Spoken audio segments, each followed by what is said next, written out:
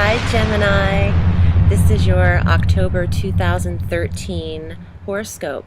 My name is Audrey Allison and I'm really happy to be doing this, to be here. This is my first batch of horoscope slash taroscopes on YouTube, and let's just jump right into it because October is a super busy month.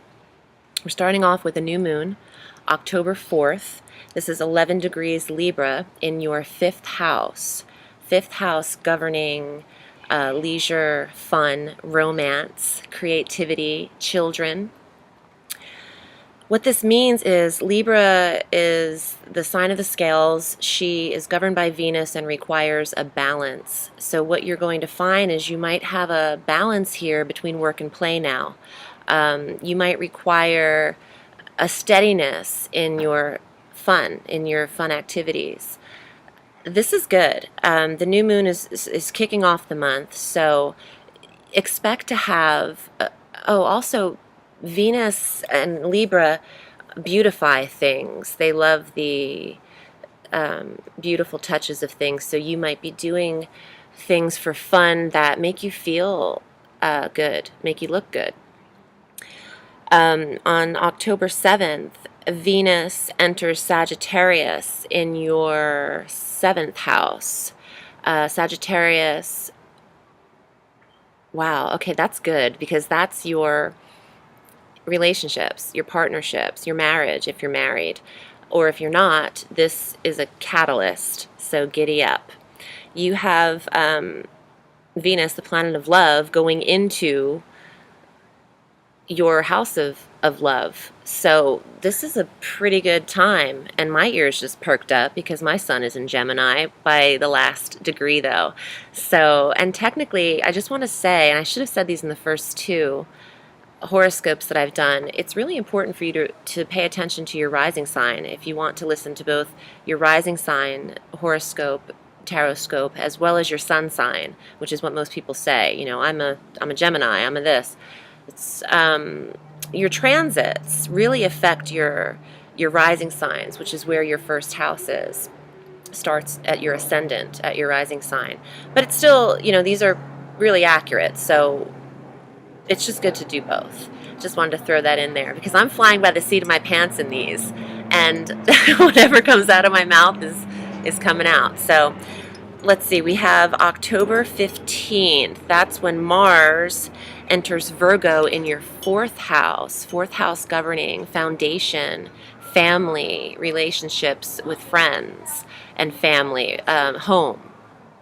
Maybe not so much a lot of friends, that's the 11th house. This is more people close to home, family, foundation.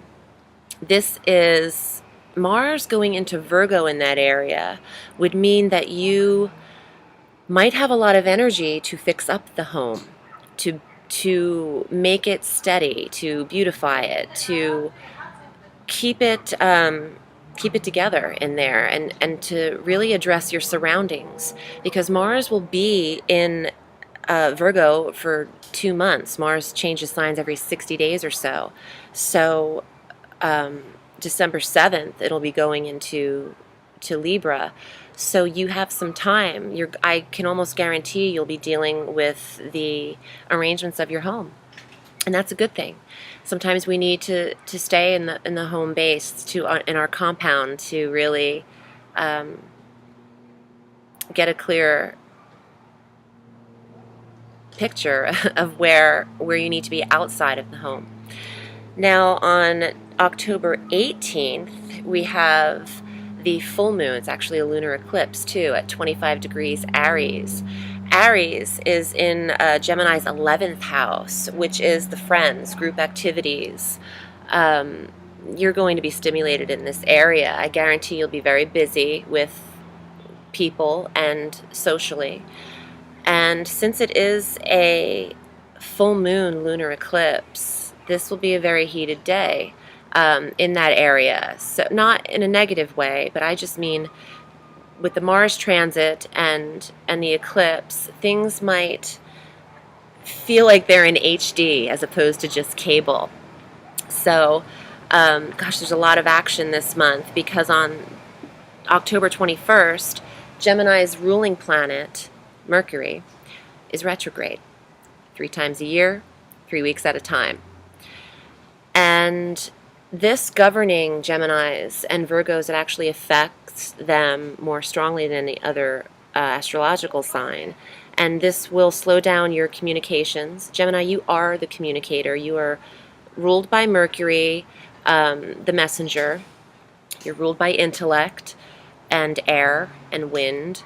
And you, when you can't communicate something, when you can't speak it, trust me, I know firsthand, it's very frustrating. You can manifest it and hold it in other areas of even your body. If you hold stress in your stomach, if you hold it in your back. Retrogrades are difficult because more than any other sign, you'll find that your cell phone won't work, that your cable goes out. It could even run into more than just electrical things. It could be the water in your bathtub goes berserk, or need a plumber, you need your car fixed, you need a lot of things taken care of. Yeah, not so much fun, but it does give you a time, and it's Mercury is retrograde until the 11th of November. But you'll find that you can get a lot of mental thoughts handled. You will be retreating, revising, reanalyzing, rethinking, rewriting. If you try to submit any scripts at that time, you'll definitely have to do a do-over and a rewrite. Things like that. If you attempt to get new equipment in the house, new purchases, you'll have to go back and get them again, or a part will be missing, or just things that are inconvenient happen in a retrograde. It's just kind of how it goes. And you can trust that will happen. October 21st, that's when the retrograde is. And that's, okay, so it is in 18 degrees Scorpio in your 6th house, which, I'm so prepared for this, which makes it affecting your daily routines. So, and your health, which is kind of shady. I don't like that. But there's nothing we can do. And since it is only 18 degrees, well, it's right smack in the middle, isn't it? Almost directly half of 30. But let's see here. I'm going to pull some cards because I want to get a better reading on this. Okay, so this is comforting, but also I'm being sarcastic. So we have the Eight of Swords, who is the beast, and this guy is stagnant. He's just stuck. So you're going to find, Gemini, that you're on hold a little bit during this retrograde. Things aren't going to push through as much as you want them to. That's okay. It's cool. We have to deal with this 63 days out of the year. In the 6th house, going to work, to and from work could even be a holdup. Prepare for traffic. Prepare for delays. That's what Mercury is all about in a retrograde. And it doesn't really go backwards. It just travels at a slower speed. So as the other planets continue to rotate around the sun, Mercury goes slower, and it looks like it appears to be going backwards compared to the other planets. It just freezes up, goes at a turtle's pace. And we don't like that so much because as Geminis, we are very quick. We're quick-witted, we're quick-minded. I shouldn't say we're because that seems like I'm biased. Anyway, you'll get through it, and we'll get through it. So on October 28th, Pluto sextiles Chiron, the wounded healer. This is actually comforting for us because Pluto governs Scorpio. Scorpio is in our 6th house that we're dealing with that retrograde. So this might actually cushion the blow some in that health sector and daily routine sector. The fact that we are in the process of healing during this time could help the retrograde in those areas, in that 6th house. So I think that's an actual positive way to end the month there. And it's a full month because the sun goes into Scorpio on the 23rd of October through November 22nd. So there's a lot, well, the sun changes signs every month, so there's a lot of transits. And it's just a lot of activity. I want to leave each reading with a tarot card just to give you a better perspective, because I am very intuitive. Well, we all are. The card I'm pulling for you, this is awesome. The moon.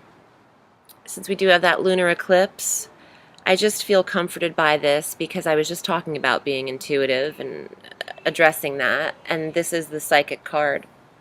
Also, it just means keeping aware, keeping your mind open, because this month might be a little bit difficult for Geminis because of how strongly they are affected with the retrograde, in addition to having that sixth house affected a little bit.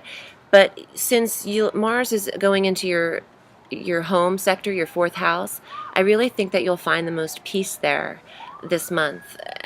So if you can, just chill out at home for a minute and ride it out. My name is Audrey Allison, and I hope that this was beneficial to you, Geminis. Please check out my website. I do private readings. I read tarot, and I'm also available for astrological readings as well, and charts. My website is www.audreyallison.com, and you can find me on Facebook at Audrey Allison Astrology and Tarot. Thanks, Gemini. Have a great month.